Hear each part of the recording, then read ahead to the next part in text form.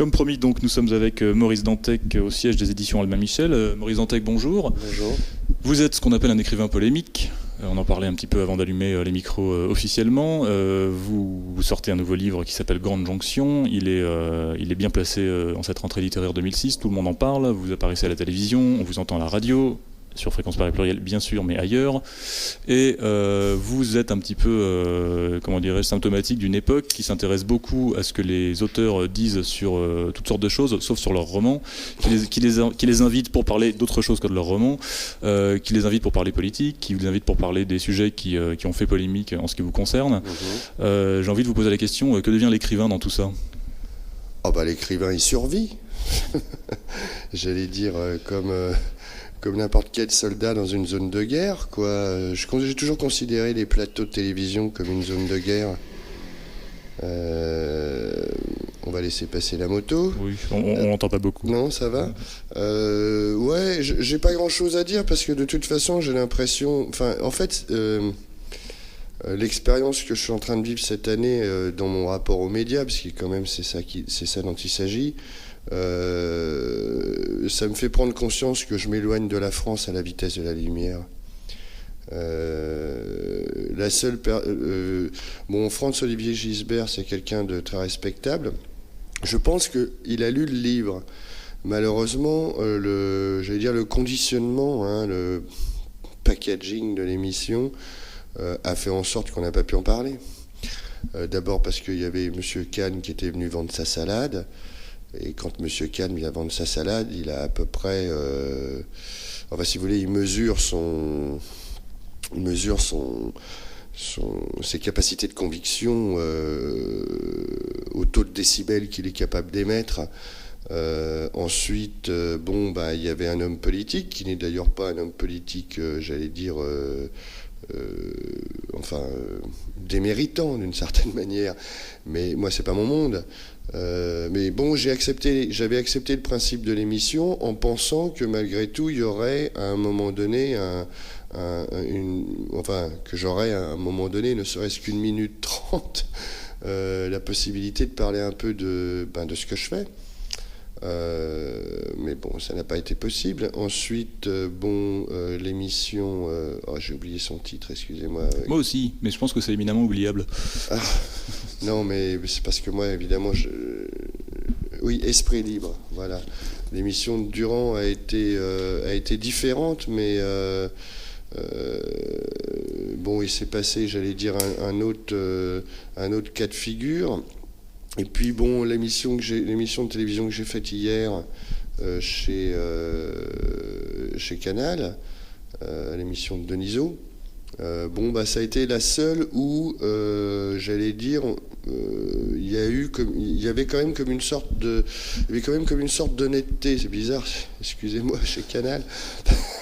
Mais cette fois. Ouais, on va se faire des amis encore. Mais Frédéric quand même avait lu le livre. Il aurait pu ne pas l'apprécier, peu importe, mais il avait lu le livre. Donc on a quand même pu avoir un débat. Et ensuite, comme d'habitude, on a appuyé sur le bouton politique.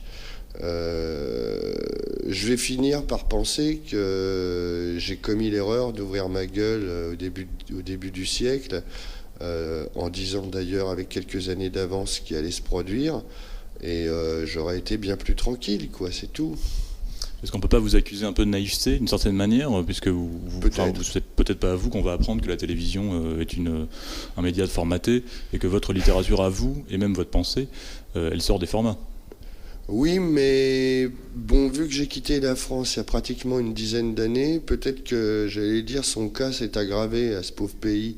Alors, y compris dans sa manière précisément de formater ses émissions de télévision. C'est-à-dire que là, les émissions dites culturelles sont carrément repoussées aux alentours de minuit, donc on pouvait s'attendre, si vous voulez, à ce que ce soit un peu comme dans les années 80, par exemple à l'époque de Pollack ou à l'époque de Bernard Pivot, où quand même, on était là pour parler bouquins quand même généralement.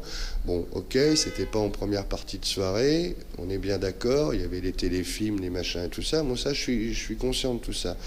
Mais maintenant que les émissions dites culturelles sont repoussées à 23h, voire plus tard, c'est ça, quoi.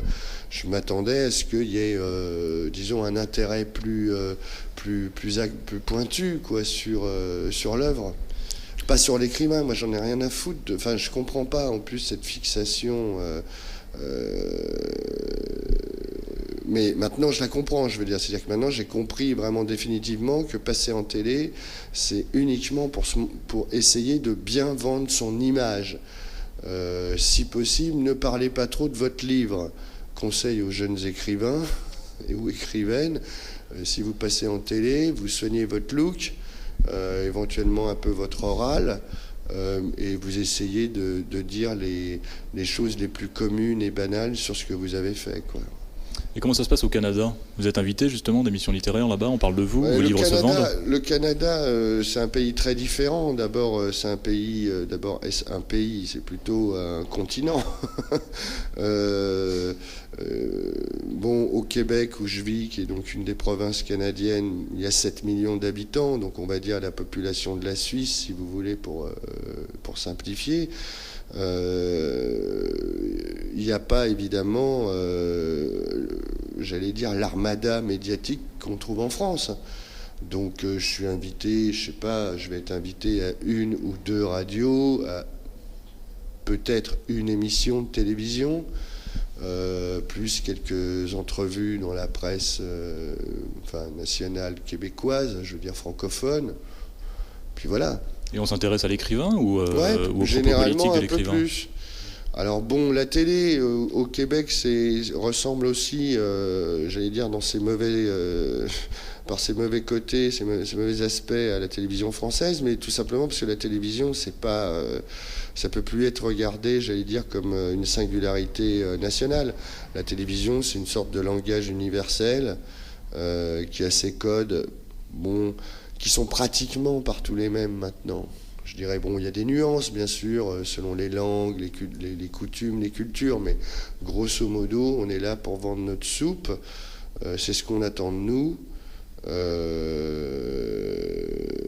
Et essayer de faire bonne impression, j'allais dire, sur ce qu'on appelle la ménagère de moins de 50 ans. Voilà, quoi. Une fois, moi, je ne l'avais pas encore complètement assimilé, bizarrement. Pourtant, Dieu sait si j'ai travaillé dans la publicité, mais je devais avoir une sorte de naïveté à rebours qui me faisait penser que malgré tout, il y avait comme des espaces de pensée et de liberté de pensée à l'intérieur de ce type de médias. Et je me rends compte que non, c'est pas la peine. Alors, il peut y avoir des exceptions, j'allais dire comme ça. L'émission de Denisot hier était drôle parce que Antoine Decaune a très bien réagi à la question de Denisot qui a voulu m'embarquer sur le terrain politique. Et lui, il est tout de suite coupé en reparlant de rock'n'roll. Et malheureusement, le débat a rebondi une nouvelle fois sur, évidemment, il y avait, c'est toujours pareil, il y avait l'actualité dite politique, c'est-à-dire entre autres le discours du pape, vu qu'en plus ils m'ont annoncé comme le pape de la science-fiction française, vous imaginez un peu, c'était un peu, disons que c'était un peu difficile à gérer, quoi. Mais bon, au moins, Becbédé a lu le livre. Hormis le fait qu'il l'ait apprécié, ça après c'est son droit, sa liberté individuelle, mais au moins il a lu le bouquin. Et ça, moi, c'est tout ce que je demande maintenant, même à un journaliste de télé France 3 Limousin, j'allais dire, c'est que si on m'invite, on lit mon bouquin. Si on n'a pas lu mon bouquin, c'est pas grave, on m'invite pas, on m'invite plus tard. Moi, je mets pas la pression, hein. Vous parlez de ménagères de moins de 50 ans pour la télévision. Oui, ou de moins de 35. Voilà, votre livre clairement ne s'adresse pas à la ménagère de moins de 50 ans ou de 35 ans. On est dans un cadre beaucoup plus pointu. C'est un roman post-apocalyptique, c'est comme ça que je le définis. Oui, c'est un roman de science-fiction, pur et simple. Jacques Baudou du Monde avait eu un mot intéressant au sujet de Cosmos Incorporated, qui était donc le précédent. C'était de la métaphysique fiction. Oui. Ça vous parle, les étiquettes qui vous... non, c'est pas mal. L'écrivain James Ballard dans les années 70 avait déjà tenté, j'allais dire, d'ouvrir une brèche pour démontrer même plutôt que la science-fiction, c'était pas uniquement des histoires de fusées interplanétaires et d'extraterrestres qui viennent envahir la Terre, en inventant le vocable speculative fiction. Et dans les spéculations, j'allais dire, la métaphysique a toujours joué quand même une grande part. Donc oui, moi ça me convient. Moi je considère que je fais de la speculative fiction, excusez. De toute façon, vous êtes un auteur transgenre. Les premiers romans qu'on marqué, en fait, qui étaient La série noire, La sirène rouge, et puis peut-être plus spécialement Les racines du mal. Si on prend le cas des racines du mal, c'est clairement un polar, avec les codes du polar, mais qui se passe dans un futur proche, avec des éléments de SF pur. Oui, j'aime bien utiliser les codes pour mieux les... comment dirais-je Enfin oui, pour mieux les hacker, comme on dit, pour mieux dynamiter les genres. J'aime bien les genres et j'ai beaucoup de respect pour les genres, sauf que moi je suis arrivé dans la littérature au moment où ils étaient en train de se fossiliser, me semble-t-il. En tout cas, à l'époque j'étais un écrivain qui vivait en France, donc en tout cas ici. Je pense que les Américains sont déjà, j'allais dire, depuis longtemps sur un autre monde. Donc pour eux, j'allais dire, il y a beaucoup moins de problématiques de ce type qui se posent. Pour un écrivain français, on est dans une sorte de quadrature du cercle, c'est-à-dire que si vous faites de la littérature de genre, vous allez être enfermé dans le ghetto, mais bizarrement, c'est aussi une sécurité. C'est-à-dire que le ghetto se nourrit de lui-même et arrive à très bien s'en tirer. C'est pareil j'allais dire, chez les Star Trekistes, hein, qui vivent aussi dans leur univers plus ou moins fermé quand même. Et puis vous avez le troisième monde, j'allais dire, qui est celui de la littérature dite générale, sous couverture blanche, comme on dit, qui eux aussi vivent un petit peu en circuit fermé. Tous ces gens ne se rencontrent pas, ce qui est évidemment absolument impensable en Amérique du Nord. Et donc, ben voilà, quoi, chacun cultive son petit jardin, plante ses petites tomates, recueille ses petits prix botaniques à chaque rentrée, et tout va bien, quoi. Et vous pensez, vous, être sorti du ghetto, justement, qu'on a signé au Polar ou qu'on a signé en ce moment à la SF? Je pense, je suis sorti en mettant une barre de C4 sur le mur, et puis j'ai tout fait sauter, et puis je suis parti. Je vous propose de faire une pause. On va se retrouver juste après pour parler plus précisément du livre, à savoir Grande Jonction. Parce que là, ça fait déjà 13 minutes qu'on parle et on n'en a pas vraiment parlé encore. Donc, désolé. Il faut bien s'y mettre. Non, c'est moi. De retour dans la salle 101 avec Maurice Dantec. Maurice Dantec qui nous parlait plutôt du statut d'écrivain en France ou outre-Atlantique. Je voudrais d'abord revenir au roman. Donc, Grande Jonction, on le disait tout à l'heure, c'est un roman, vous êtes d'accord avec la définition, post-apocalyptique, c'est bien de SF, qui a une dimension chrétienne, en ce sens où on assiste à la vieille lutte du bien contre le mal. En tout cas, c'est comme ça que je l'interprète. Vous me direz si je me suis totalement lourdé. Non, mais... on a le bien qui serait plutôt symbolisé par l'humain, le divin, c'est le verbe. Et on a le mal qui est symbolisé plutôt par la machine, c'est le nombre. Oui, alors c'est bien vu. Sauf que dans mon livre, il n'y a pas de conflit entre l'homme et la machine. Puisque c'est l'homme qui est devenu une machine, qui est devenu la machine.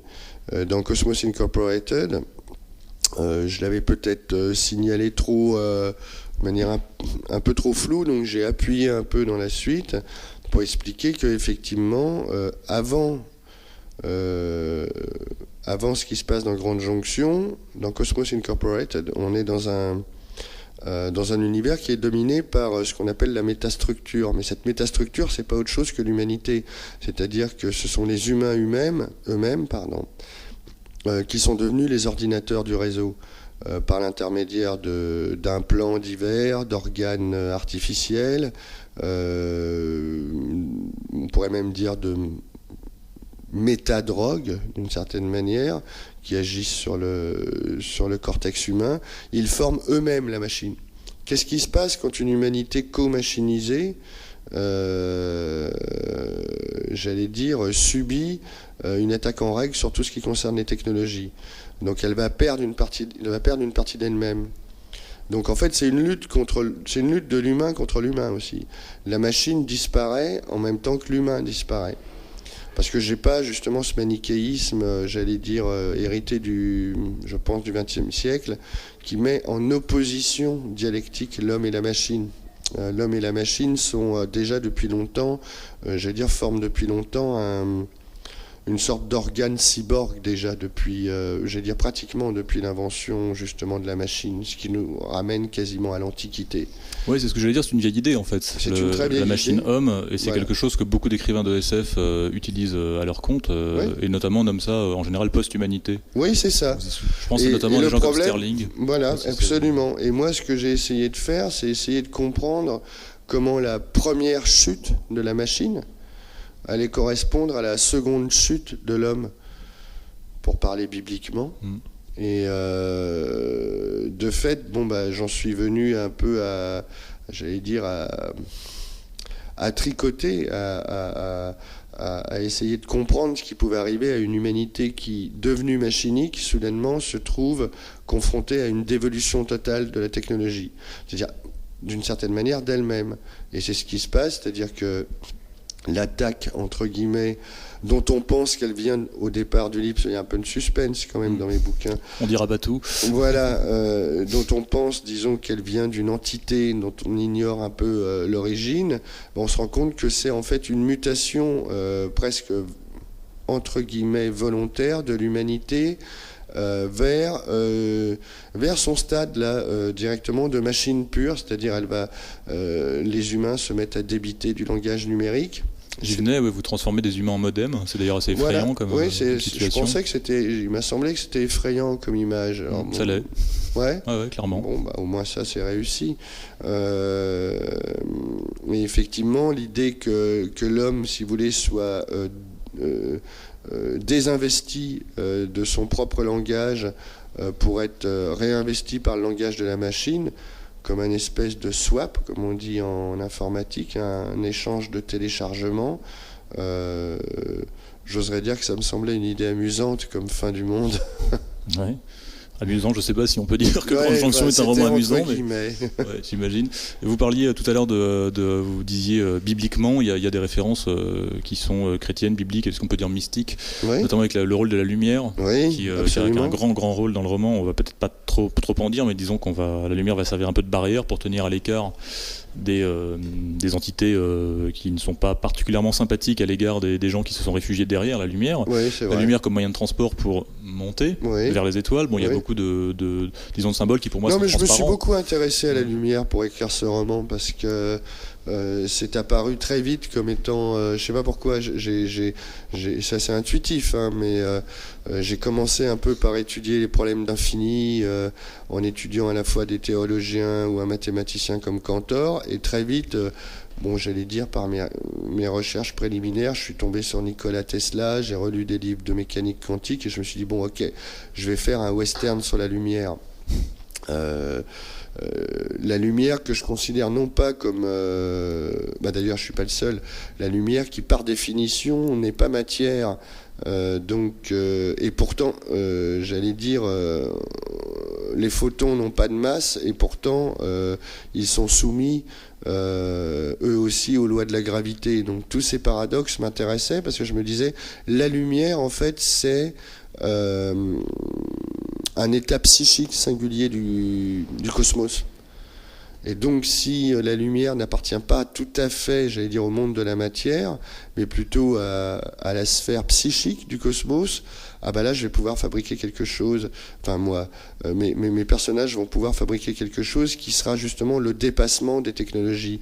C'est-à-dire l'idée directrice du livre, c'est que pour dépasser à la fois la déshumanisation imposée par la méga-machine dans Cosmos Incorporated et la déshumanisation imposée par sa destruction, il n'y a pas d'autre moyen que d'aller au-delà du naturel et au-delà de l'artificiel et fabriquer une métatechnologie qui serait basée sur l'esprit et la lumière.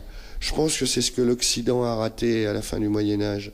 Je pense qu'on aurait aujourd'hui, si on avait suivi les indications des grands maîtres, des grands docteurs de l'Église, qui étaient aussi souvent des scientifiques, qui lisaient Aristote et qui lisaient d'autres, qui nous avaient mis en garde sur le fait que si on séparait la science de la révélation, on allait à la catastrophe. Et bien la catastrophe est advenue. Mais ça implique qu'on ait la foi. Comment ? Ça implique qu'on ait la foi. Si vous êtes, athée ou sceptique... Oui, non, moi je suis pas un chrétien d'occasion comme certains animateurs de télé qui se prétendent catholiques et qui invitent des anarchistes à longueur de week-end sur leur plateau. Moi je suis catholique, la foi s'est révélée en moi après, j'allais dire, de longues années d'efforts. Elle a eu un peu de mal, mais au bout du compte elle a frappé. Et ouais, bien sûr. Bien sûr. Je ne suis pas Monterland pour autant. Hein. Oui, c'est pas, non, mais c'est je pas le but. Donc Maurice Dantec n'est pas Monterland. Ok. Et l'avenir de l'humanité dans les étoiles, c'est ce qui semble. Ouais, dans l'infini. C'est-à-dire que précisément, le roman aussi essaye de pointer du doigt, j'allais dire, un vieux problème qui a été soulevé là aussi au XIIIe siècle et qu'on a oublié, parce que tous ces gens du XIIIe siècle, vous comprenez, quand même ils sont vieux, hein, donc c'est plus très intéressant. Vaut mieux lire Michel Onfray ou enfin peu importe. Donc quand vous tombez sur Saint Thomas ou Duns Scott en particulier, vous comprenez, c'est une notion extrêmement simple. L'infini d'Aristote, qu'on a cru l'infini des nombres premiers, hein, qu'on apprend à l'école, les nombres, l'ensemble n, 1, 2, 3, 4, 5, 6, etc. Est infini. Pourquoi ? Parce qu'Aristote dit, c'est pas compliqué, on peut toujours ajouter un plus 1 au dernier nombre de la série. Apparaît Duns Scott qui dit, non, ça c'est pas l'infini, les gars. Ça c'est l'indéfini. L'infini, c'est pas un infini in potentia, c'est-à-dire un infini toujours remis à plus tard. L'infini, c'est tout de suite. Donc l'infini, on ne peut rien y adjoindre. Donc c'est un infini actualisé, immédiat. Et là, lui, il fait cette recherche, j'allais dire, dans un sens ontologique, sur l'être, son rapport avec Dieu, etc. Mais le problème, c'est que 6 siècles plus tard, il y a un mathématicien allemand d'origine russe, qui s'appelle Georg Cantor, qui va expliquer exactement la même chose, mais cette fois en inventant l'ensemble des nombres transfinis, dont il faut savoir que le premier nombre de la série est séparé par l'infini du dernier nombre de la série d'Aristote. Ça commence à... Non, mais c'est très simple, c'est-à-dire que là, il y a d'un côté un faux infini, qui est un faux infini numérique, celui que vous parliez, l'infini des nombres, et puis vous avez un vrai infini, qui est un infini de l'être. Et celui-là, il ne peut pas être numérisé. C'est quelque chose de divin, donc. L'être a un rapport avec Dieu, mais ce n'est pas obligatoirement divin, mais effectivement, il a un rapport. Alors, je reviens un petit peu en arrière. Il y a un passage assez intéressant dans Grande Jonction, et je trouve une idée assez jolie d'ailleurs, avec cette espèce de notion de bibliothèque transportable que des personnages vont tenter de sauver, oui, pour éventuellement l'utiliser pour sauver l'humanité. Oui. Vous pensez que l'écrit peut justement sauver ce qui reste de l'humanité ? En l'occurrence, là, on peut le dire, je ne pense pas qu'on révèle grand-chose en le disant, oui, c'est plutôt des livres de théologie. C'est des livres de théologie et de science, ouais, c'est évident que... en tout cas, dans le cadre du roman où le langage et la pensée, de fait, parce que le langage, c'est pas autre chose que la pensée quand elle est mise en action, si le langage est menacé, il est probable, effectivement, et encore, je montre bien à quel point c'est, j'allais dire, c'est une armure extrêmement fragile. La pensée, justement, en action, c'est-à-dire l'écrit, le langage inscrit dans l'espace et dans le temps peut éventuellement être une arme défensive contre la dévolution qui nous menace déjà, parce que évidemment mon livre c'est aussi une métaphore sur le présent, même si j'ai pas voulu trop appuyer j'allais dire sur les boutons rouges, mais la dévolution du langage, vous la constatez pratiquement tous les jours dans la rue, à la télévision, dans ce qu'on appelle soi-disant la culture. Justement, c'est précisément là que ça se passe. C'est dans la culture comment dirais-je, que le mal, que l'injection des virus se fait, quoi. À propos de virus, peut-être une dernière question avant de faire une deuxième pause. Oui. On en parlait tout à l'heure en début d'interview, vous transformez des humains en modem, Ouais. une espèce de virus qui s'attaque à eux, qui est comparable à un virus informatique qui s'attaquerait à un ordinateur. C'est vrai. C'est une idée qu'on trouve dans pas mal de romans de SF. Je ne sais pas si vous connaissez par exemple un auteur écossais qui s'appelle Ken MacLeod, Non. qui a utilisé cette idée assez jolie, avec des humains qui s'agrèguent en post-humanité. Ils mettent en commun leur intelligence. Ça rappelle aussi Grande Jonction. Sauf que chez moi, ils mettent en commun leurs bêtises. Ouais, enfin, je veux dire par là leur conscience, on va dire. Voilà. Après qu'elle soit bête ou intelligente, c'est un autre débat. Mais disons leur conscience, pour faire simple. Et cette conscience est menacée par un virus d'origine divin, on ne sait pas bien justement, c'est le but du roman, qui va leur bousiller le cerveau, ni plus ni moins, et les transformer en espèce d'automate. J'ai pensé énormément à ça en lisant Grande Jonction. C'est intéressant, il faudra que vous me donniez les références. Je vais vous les donner. Écoutez, ce que je vous propose, c'est qu'on fasse une pause du coup, et on se retrouve ensuite pour parler justement des influences qu'on peut lire, ou en tout cas détecter dans votre roman, et puis peut-être des similitudes qu'on peut trouver avec d'autres romans qui sont peu connus en France, parce que justement publiés en rayon purement SF et donc un peu ghettoisés. Et on y revient tout de suite. Okay. Toujours dans la salle 101, toujours en compagnie de Maurice Dantec, on continue à parler de Grande Jonction et puis de son œuvre en général. Maurice Dantec, écrivain de SF, donc on en parlait tout à l'heure, la SF étant finalement un petit milieu ghettoisé en France par une intelligence littéraire qui généralement se pince le nez quand on l'évoque. Oui, et inversement aussi, je répète aussi, c'est une auto-ghettoisation du milieu de la SF. Tout le monde est content dans ce pays d'avoir son petit pavillon de banlieue. On dîne entre amis, en famille, donc les gens de la SF se mélangent pas à ceux, du polar, ceux du polar méprisent ceux qui font, des romans généralistes, et inversement. Donc bon, les moutons sont bien gardés, j'allais dire. Alors justement, vous, dans tout ça, est-ce que vous en lisez de la SF, et si oui, qu'est-ce que vous lisez ? Bien sûr. Oui, qu'est-ce qui vous plaît en SF en général ?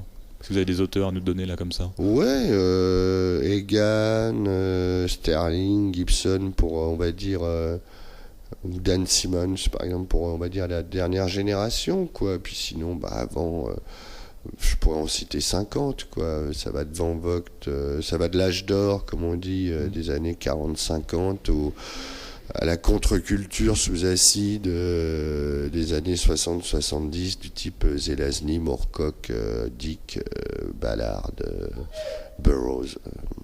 Mais vous êtes vraiment, j'allais dire, tendance, c'est assez amusant comme nom, parce que voilà, vous parlez de post-humanité, vous parlez de virus informatique qui s'incarne dans l'humain, on est vraiment dans l'homme-machine, et ça c'est des notions qu'on trouve à l'heure actuelle énormément en science-fiction, avec l'idée de base qui notamment la nourrit, qui est l'idée du virtuel,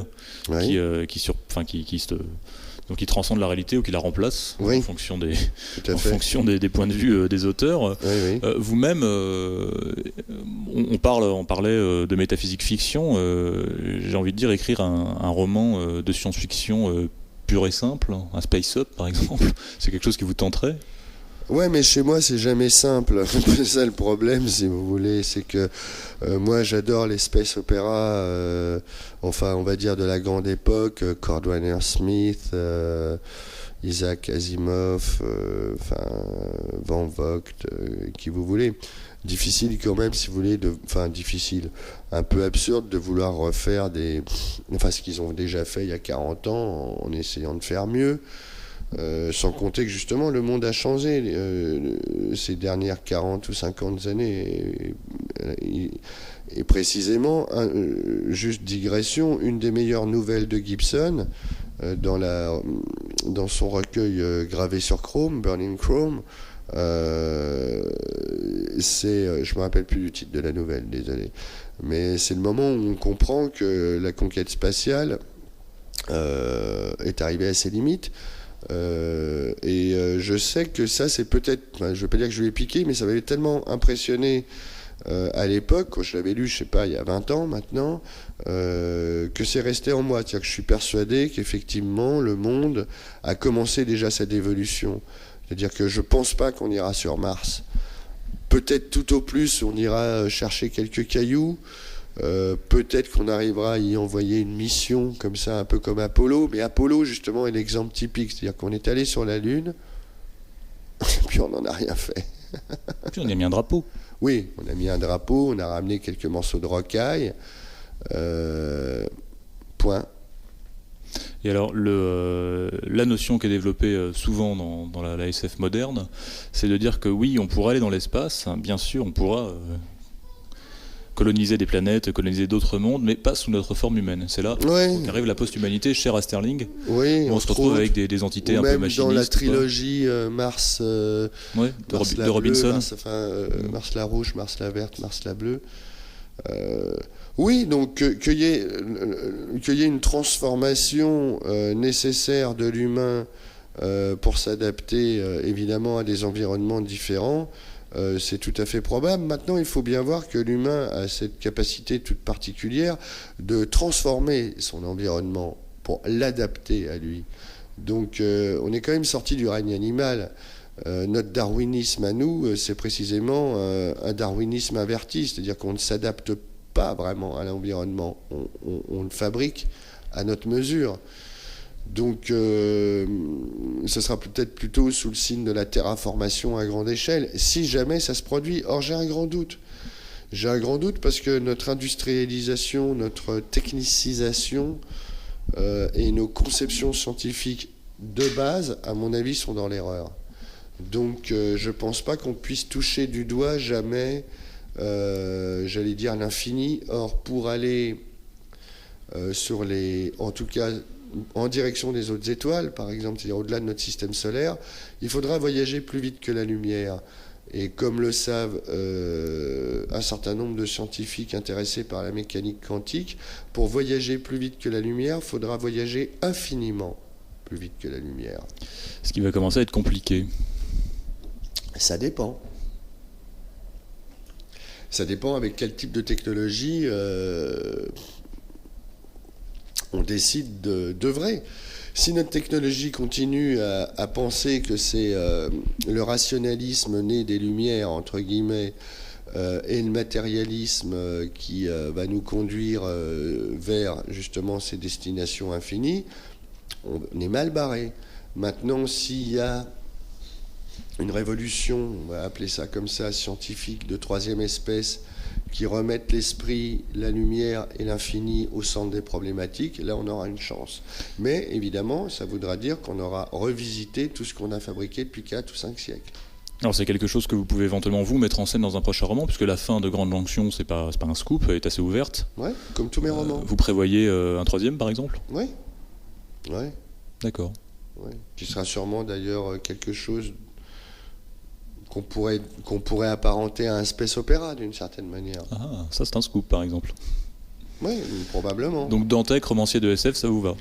Mais moi, je suis romancier tout court. C'est ce que je vous disais au départ. Moi, les pavillons de banlieue avec attention, chien méchant, littérature blanche ou attention, propriété privée, littérature noire ou l'inverse avec la continuité de ça avec la science-fiction, ça m'intéresse pas du tout. Ça m'intéresse pas du tout. Dick a écrit des romans de science-fiction comme des romans qui ne sont pas de science-fiction. Moi, je refuse, et de plus en plus aux États-Unis, en Amérique du Nord, les écrivains se dégagent, déjà depuis au moins une dizaine d'années, si ce n'est plus, se dégagent complètement de cet étiquetage que seule la France a le bonheur, si j'ose dire, de connaître. Moi, je suis pas un écrivain de science-fiction, je suis un écrivain, c'est tout. Vous n'avez pas peur de larguer un peu vos lecteurs, parce qu'un livre comme Grande Jonction, qui est donc vendu au tout venant, quand même manie des notions qui sont plutôt sérieuses. Ouais, mais c'est pour ça que je vous parlais d'évolution, si vous voulez. J'ai été sur... Bon, autant je pouvais comprendre Villa Vortex, c'est vrai que j'abordais, disons, cette phase-là. Non, d'accord. Qu'il y ait des difficultés dans ce roman, par exemple dans Villa Vortex, je conçois, même dans Cosmos Incorporated, je conçois, même d'ailleurs dans Grande Jonction, je le conçois. Mais vous voyez un peu la dévolution qui a commencé, c'est-à-dire que je suis persuadé que mon livre aura été beaucoup plus facilement, entre guillemets, vendable, en tout cas accepté, si vous voulez, dans les années 60 ou 70 qu'aujourd'hui. Aujourd'hui, il y a un manque total de curiosité même du lecteur. Il lui faut ses codes, il faut qu'il retrouve, j'allais dire, sa petite vie quotidienne si possible, ou en tout cas une transposition de sa vie quotidienne ou de ses aspirations. En fait, on est dans tous les genres. En France, on est dans une littérature du miroir. Il faut qu'on renvoie une image dans laquelle le lecteur va se reconnaître. Alors moi, le problème, c'est que je fais des trous noirs dans lesquels les identités du lecteur vont se perdre. Donc, mais c'était le rôle de la littérature jusqu'il n'y a pas si longtemps. Ouais.